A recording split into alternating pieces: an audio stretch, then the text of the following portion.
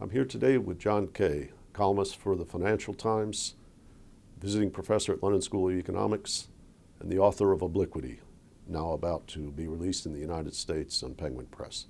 John, thanks for being here today. Thank you, Rob. So, tell us, what are you telling us in this book? Obliquity is the idea that complex goals are often best pursued indirectly. And the result of that is that the happiest people are not the most aggressive in the pursuit of happiness, whatever the founding fathers of your country may have had to say about it.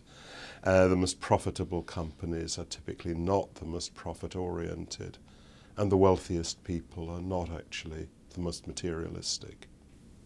Why is there such indirection? How do you do that? It is a paradox, isn't it?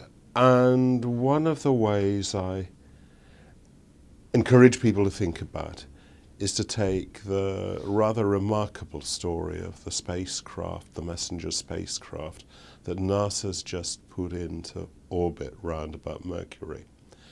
And although Mercury is only, I say only because we're getting used to large numbers with the bank bailouts and so on, is only 50 million miles from Earth, the space shuttle, the spacecraft has actually traveled 5 billion miles in order to get there. That's 100 times as much.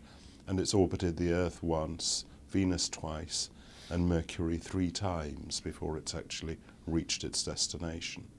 And if you ask why they've done that, when you start thinking it through, you can see the direct approach doesn't work. If you fire a rocket straight at Mercury, then either you hit Mercury, which is not a lot of use if you want to photograph it, or your spacecraft travels straight past Mercury and disappears somewhere out into the solar system. You can only approach this goal by achieving it indirectly. Well, you wouldn't want to rob the salesman of being able to sell the used spacecraft on the lot after this is over. That's right. But there's something else that's worth noticing about this, which is that NASA were actually able to do this. They weren't sure they could do it, but they have.